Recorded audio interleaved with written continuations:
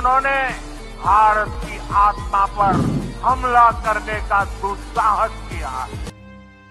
22 अप्रैल 2025 भारत के इतिहास में एक और काला दिन। जम्मू कश्मीर के शांत पहलगाम की वादियों में आतंकवाद ने फिर एक बार अपने नापाक इरादों को अंजाम दिया। 26 निर्दोष लोग मारे गए, जिनमें श्रद्धालु, सुरक्षाकर्मी और स्थानीय नागरिक शामिल थे। यह हमला केवल गोलियों का नहीं था, यह हमला भारत की अस्मिता, उसकी सहिष्णुता और उसकी शांति पर था। नमस्कार, आपका स्वागत है ग्रो विद मी चैनल में। चैनल पे नए हैं तो सब्सक्राइब करना ना भूलिएगा दोस्तों। चलिए शुरू करते हैं। आपको बता दें कि जम्मू कश्मीर के इस हमले की जिम्मेदारी द रेजिस्टेंस फ्रंट TRF नाम के उग्रवादी संगठन ने ली है। TRF जम्मू कश्मीर में सक्रिय है और भारत इसे पहले ही आतंकवादी संगठन घोषित कर चुका है। ये गुट 2019 में तब सामने आया जब भारत सरकार ने जम्मू कश्मीर से आर्टिकल 370 हटा दिया। TRF को लश्कर-ए-तैयबा LET का एक हिस्सा माना जाता है, जो पाकिस्तान का आतंकी संगठन है। रिपोर्ट के मुताबिक TRF को पाकिस्तान की खुफिया एजेंसी ISI ने बनाया ताकि कश्मीर में आतंकवादी गतिविधियों को नया चेहरा दिया जा सके। इसके गुर्गे दिखने में ज्यादा लोकल और कम धार्मिक मालूम पड़ते हैं। TRF का नाम और प्रचार गैर धार्मिक है ताकि ये खुद को कश्मीरी आजादी की लड़ाई का एक हिस्सा दिखा सके। हालांकि ये अब तक कई आतंकवादी हमलों की जिम्मेदारी ले चुका है। इसके गुर्गे आम नागरिकों, खासकर कश्मीरी पंडितों, सिखों और सुरक्षा कर्मियों को निशाना बनाते हैं। ये ग्रुप सोशल मीडिया, टेलीग्राम और व्हाट्सएप का इस्तेमाल अपनी बात फैलाने और नए लोगों को भर्ती करने के लिए करता है। दरअसल पुलवामा हमले से पाकिस्तान एक बार फिर से बेनकाब हो गया। ऐसे में ISI और पाकिस्तान सेना ने मिलकर TRF बनाने का फैसला किया। लेकिन इस बार भारत का जवाब अलग था।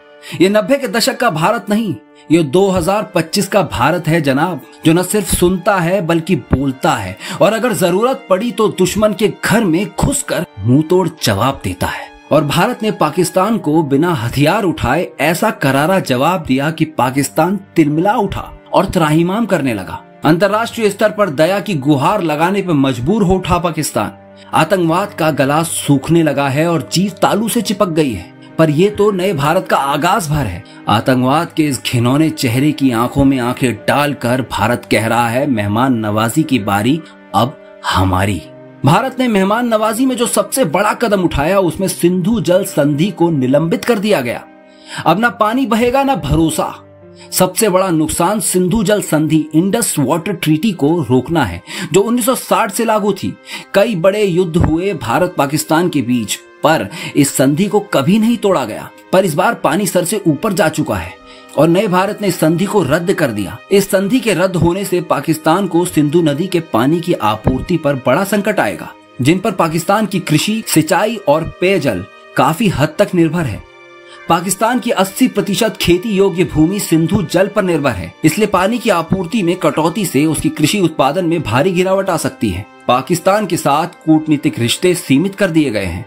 पाकिस्तान के सभी नागरिकों का तत्काल प्रभाव से वीजा कैंसिल किया गया और भारत छोड़ने के लिए 48 घंटों का अल्टीमेटम दिया गया और भविष्य में पाकिस्तान के वीजा पर रोक लगाई। अटारी बॉर्डर को भी बंद कर दिया गया है। पाकिस्तान उच्चायोग हाई कमीशन में रक्षा, सैन्य, नौसेना और वायु सलाहकारों को एक सप्ताह में भारत छोड़ने का आदेश दिया गया। भारतीय उच्चायोग यानी हाई कमीशन से भी अपने रक्षा, नौसेना, वायु सलाहकारों को वापस बुला लिया गया है। इसके अलावा सरकार ने जम्मू कश्मीर में सुरक्षा कड़ी कर दी है और पर्यटकों के लिए हेल्पलाइन नंबर जारी किए गए हैं ताकि सुरक्षा और सहायता सुनिश्चित की जा सके। सीमाओं पर चौकसी बढ़ाई गई।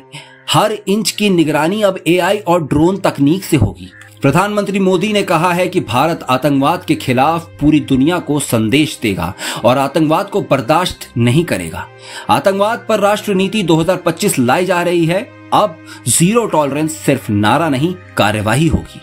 दिल्ली में हाई अलर्ट जारी कर दिया गया है। यह अलर्ट जम्मू कश्मीर के पहलगाम में हुए आतंकी हमले के बाद लगाया गया है। इस हमले के बाद दिल्ली पुलिस ने प्रमुख पर्यटक स्थलों, मेट्रो स्टेशनों, रेलवे टर्मिनलों, बाजारों और सीमा चौकियों पर सुरक्षा बढ़ा दी है। दिल्ली के कई प्रमुख स्थानों जैसे इंडिया गेट, लाल किला, कुतुब मीनार, हुमायूं का मकबरा, अक्षरधाम, जामा मस्जिद, चांदनी चौक, सदर बाजार आदि में पेट्रोलिंग और जांच बढ़ाई गई है। प्रधानमंत्री नरेंद्र मोदी ने साफ कहा, अब आतंक और उनके सरपरस्तों को सजा मिलेगी, वो भी ऐसी जिसकी उन्होंने कल्पना भी नहीं की होगी। अब वक्त आ गया है कि इनसे इनकी बची कुची जमीन भी छीन ली जाए। इन कदमों के असर सिर्फ सरहदों तक नहीं रुके।